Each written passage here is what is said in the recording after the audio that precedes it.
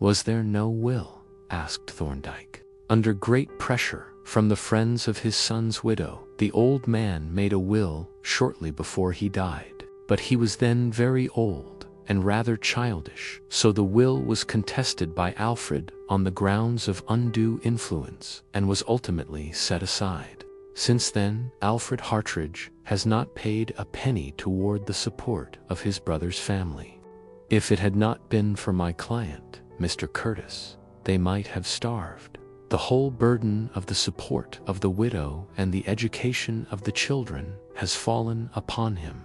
Well, lately the matter has assumed an acute form for two reasons. The first is that Charles' eldest son, Edmund, has come of age. Mr. Curtis had him articled to a solicitor, and as he is now fully qualified, and a most advantageous proposal for a partnership has been made, we have been putting pressure on Alfred to supply the necessary capital in accordance with his father's wishes. This he refused to do, and it was with reference to this matter that we were calling on him this morning. The second reason involves a curious and disgraceful story. Leonard Woolf was an intimate friend of the deceased. He is a man of bad character, and their association was of a kind creditable to neither. There is also a certain woman named Hester Green, who had certain claims upon the deceased, which we need not go into.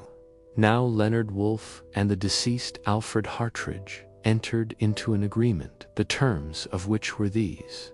One Woolf was to marry Hester Green, and in consideration of this service to Alfred Hartridge was to assign to Woolf the whole of his property. And has this transaction been completed? Asked Thorndyke. Yes, it has, unfortunately. But we wished to see if anything could be done for the widow and the children during Hartridge's lifetime. No doubt, my client's daughter, Miss Curtis, called last night on a similar mission, very indiscreetly, since the matter was in our hands. But you know, she is engaged to Edmund Hartridge. I expect the interview was a pretty stormy one. Thorndyke remained silent for a while, pacing slowly along the gravel path with his eyes bent on the ground, not abstractedly, however, but with a searching, attentive glance that roved among the shrubs and bushes as if he were looking for something. What sort of man, he asked presently, is this Leonard Woolf? Obviously, he is a low scoundrel, but what is he like in other respects? Is he a fool, for instance? Not at all, I should say, said Mr. Curtis. He was formerly an engineer, and I believe a very capable mechanician. Latterly, he has lived on some property that came to him, and has spent both his time and his money in gambling and dissipation. Consequently, I expect he is at present pretty short of funds and in appearance. I saw him only once, replied Mr. Curtis, and all I can remember of him is that he is rather short, fair, thin, and clean-shaven, and that he has lost the middle finger of his left hand, and he lives at Eltham in Kent. Morton Grange, Eltham, said Mr. Marchmont. And now, if you have all the information that you require, I must really be off, and so must Mr. Curtis. The two men shook our hands and hurried away, leaving Thorndyke gazing meditatively at the dingy flower beds. A strange and interesting case. This, Jervis, said he, stooping to peer under a laurel bush. The inspector is on a hot scent, most palpable red herring, on a most obvious string, but that is his business.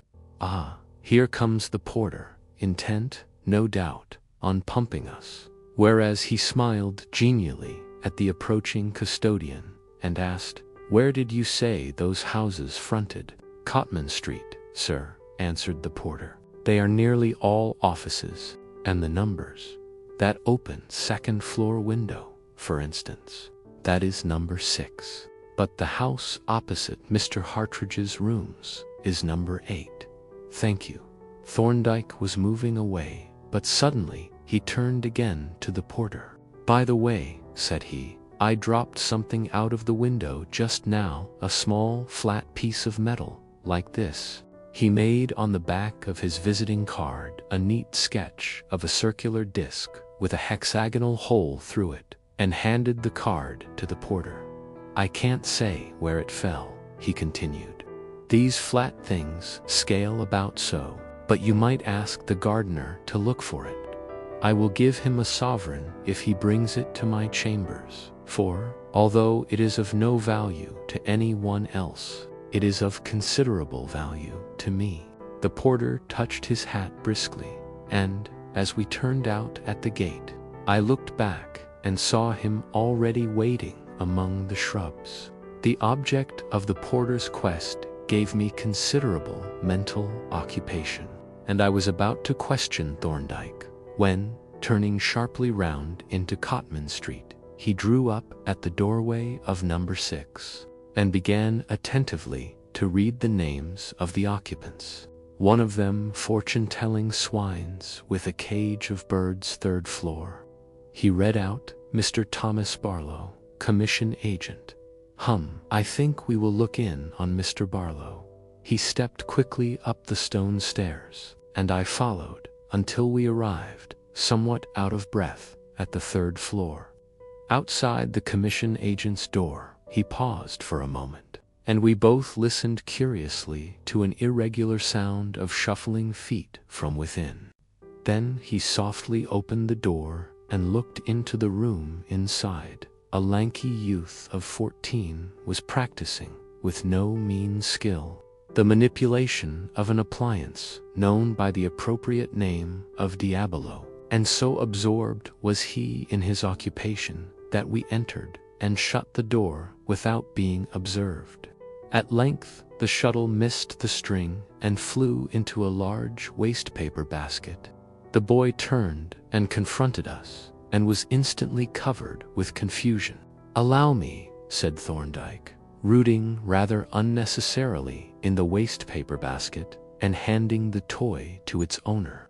"I need not ask if Mr. Barlow is in," he added, "nor if he is likely to return shortly."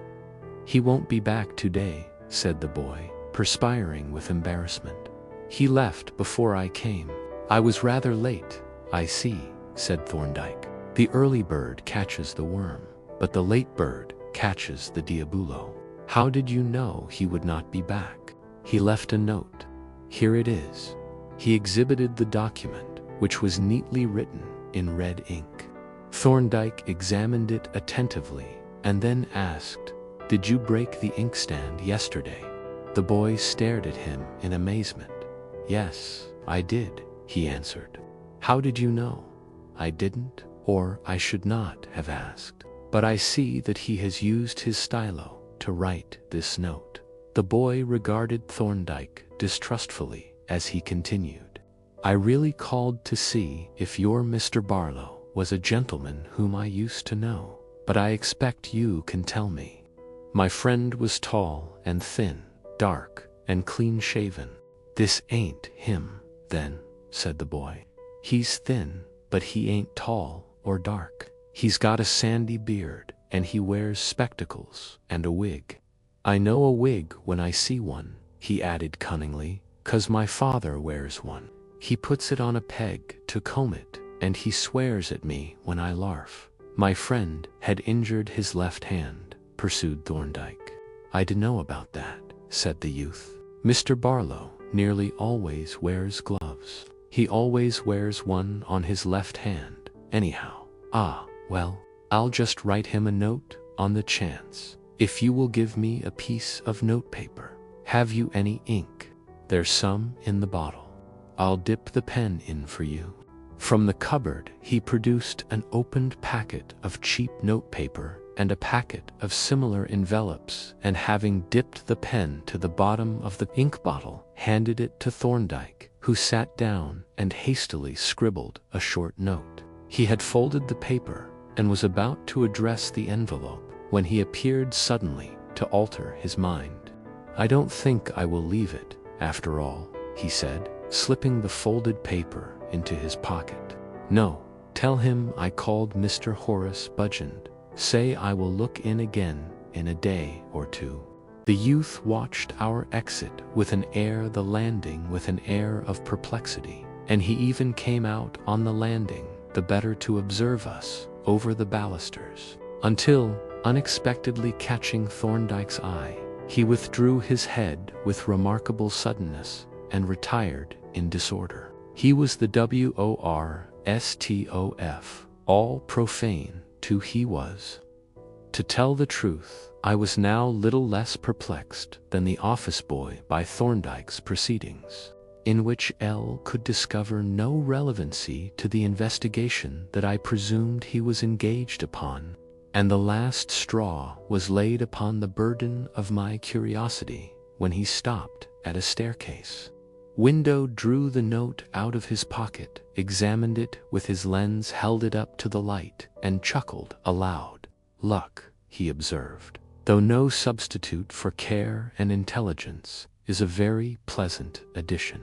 Really, my learned brother, we are doing uncommonly well." When we reached the hall, Thorndyke stopped at the housekeeper's box and looked in with a genial nod. "I have just been up to see Mr. Barlow," said he. "He seems to have left quite early." "Yes, sir," the man replied. "He went away about 8:30. That was very early, and presumably he came earlier still." "I suppose so," the man assented, with a grin. "But I only just come on when he left." "Had he any luggage with him?" "Yes, sir. There was 2 cases, a square one and a long, narrow one, about 5 feet long. I helped him to carry them down to the cab, which was a 4-wheeler, I suppose."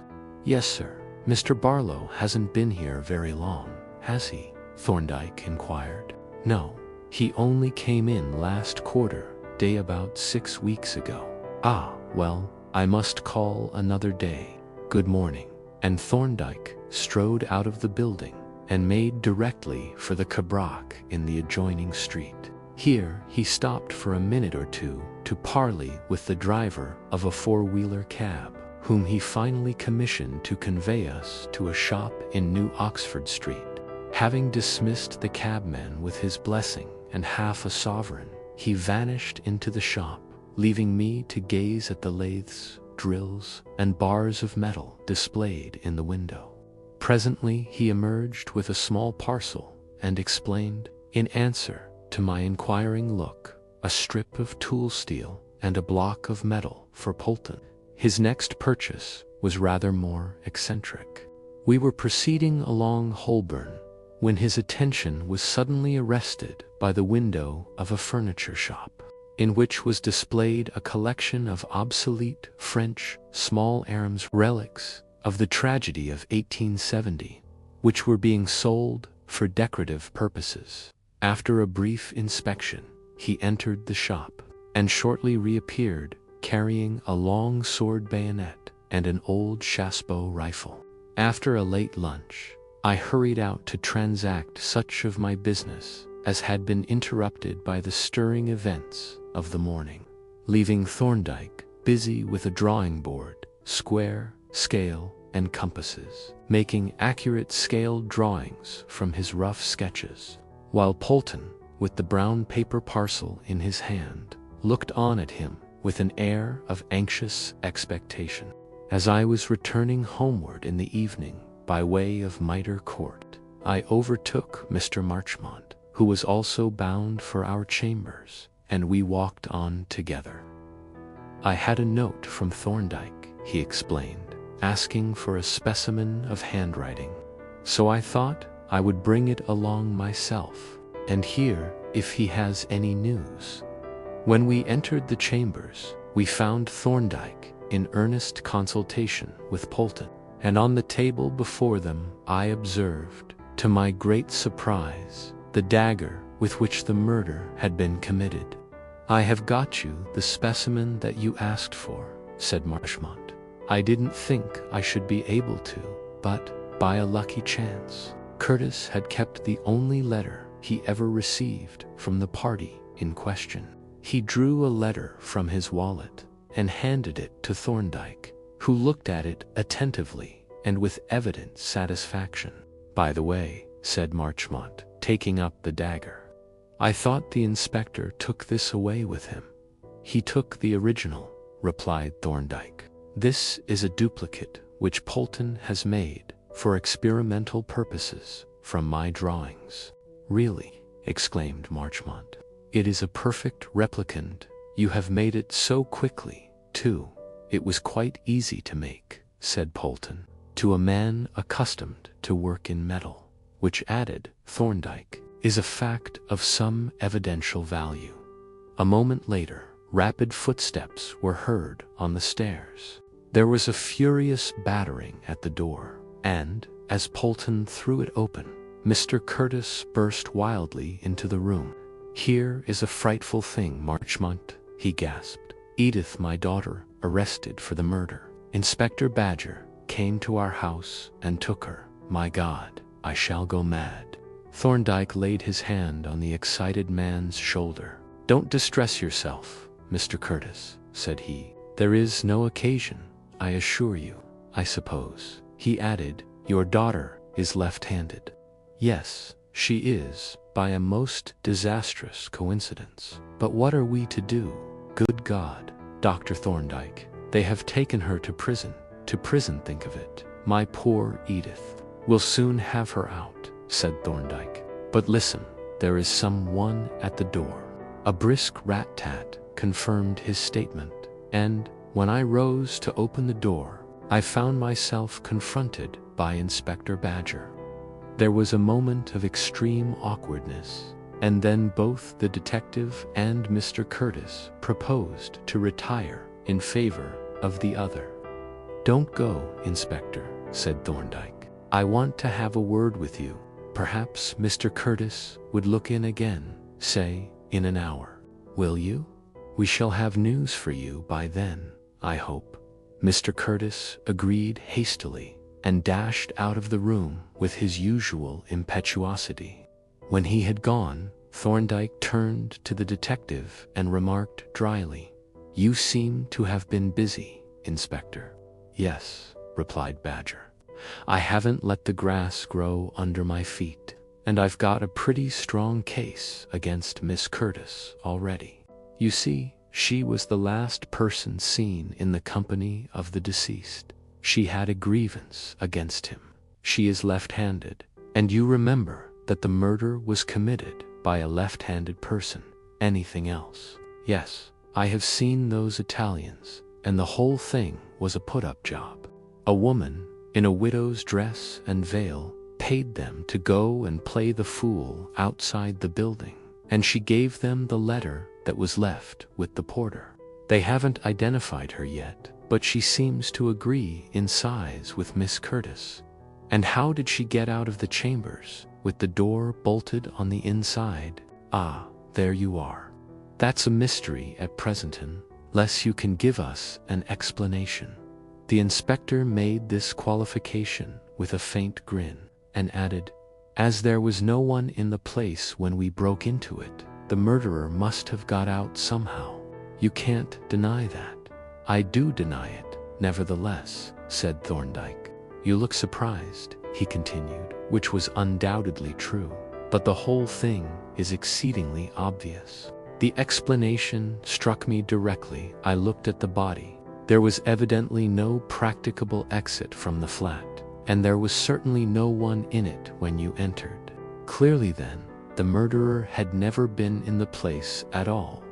I don't follow you in the least, said the inspector. Well, said Thorndyke, as I have finished with the case and am handing it over to you, I will put the evidence before you, seriatim. Now I think we are agreed that, at the moment when the blow was struck, the deceased was standing before the fireplace, winding the clock.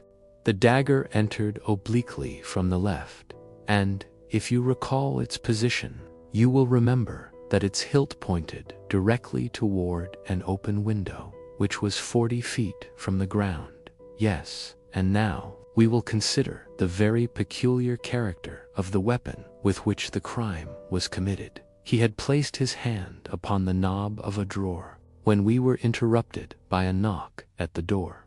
I sprang up and, opening it, admitted no less a person than the porter of Brackenhurst Chambers. The man looked somewhat surprised on recognizing our visitors, but advanced to Thorndyke, drawing a folded paper from his pocket.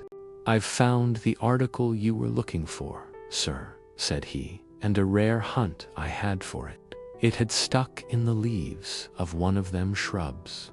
Thorndyke opened the packet and, having glanced inside, laid it on the table. "Thank you," said he, pushing a sovereign across to the gratified official. "The inspector has your name, I think." "He have, sir," replied the porter. And, pocketing his fee, he departed, beaming.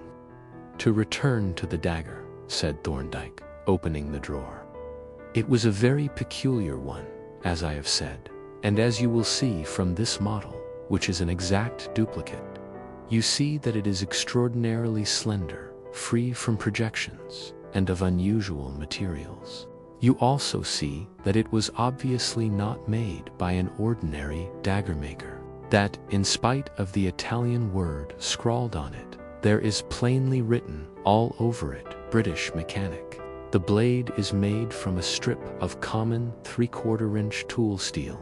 The hilt is turned from an aluminum rod, and there is not a line of engraving on it that could not be produced in a lathe by an engineer's apprentice. Even the boss at the top is mechanical, for it is just like an ordinary hexagon nut. Then, notice the dimensions, as shown on my drawing. The parts A and B, which project just beyond the blade, are exactly similar in diameter. Such exactness could hardly be accidental. They are each parts of a circle having a diameter of 10.9 millimeters, a dimension that happens by a singular coincidence to be exactly the caliber of the old Chassepot rifle specimens, of which are now on sale at several shops in London. Here is one, for instance. He fetched the rifle that he had bought from the corner in which it was standing, and, lifting the dagger by its point, slipped the hilt into the muzzle. When he let go, the dagger slid quietly down the barrel until its hilt appeared in the open breech.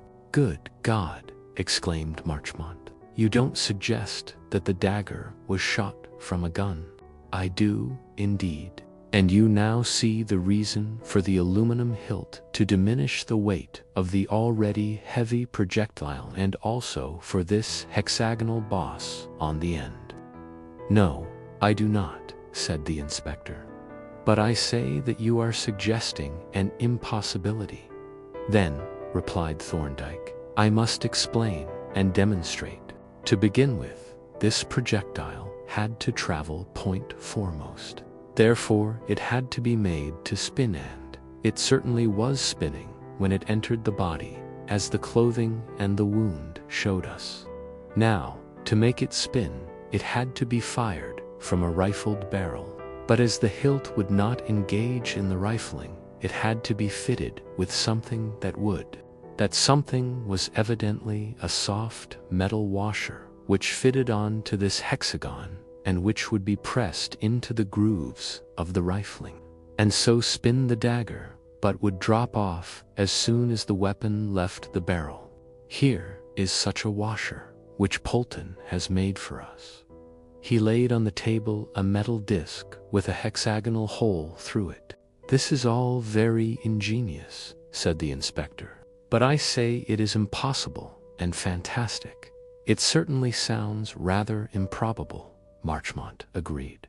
"We will see," said Thorndyke. "Here is a makeshift cartridge of Polton's manufacture, containing an 1/8 charge of smokeless powder for a 20-bore gun." He fitted the washer onto the boss of the dagger in the open breech of the rifle, pushed it into the barrel, inserted the cartridge, and closed the breech. Then, opening the office door, he displayed a target of padded strawboard against the wall. "The length of the 2 rooms," said he, "gives us a distance of 32 feet. Will you shut the windows, Jervis?" I complied, and he then pointed the rifle at the target. There was a dull report, much less loud than I had expected, and when we looked at the target, we saw the dagger driven in up to its hilt at the margin of the bull's eye. "You see," said Thorndyke, laying down the rifle, "that the thing is practicable. Now for the evidence as to the actual occurrence. First, on the original dagger, there are linear scratches which exactly correspond with the grooves of the rifling. Then, there is the fact that the dagger was certainly spinning from left to right in the direction of the rifling. That is when it entered the body. And then there is this, which, as you heard, the porter found in the garden." He opened the paper packet. In it lay a metal disc perforated by a hexagonal hole. Stepping into the office, he picked up from the floor the washer that he had put on the dagger and laid it on the paper beside the other. The two discs were identical in size, and the margin of each was indented with identical markings, corresponding to the rifling of the barrel.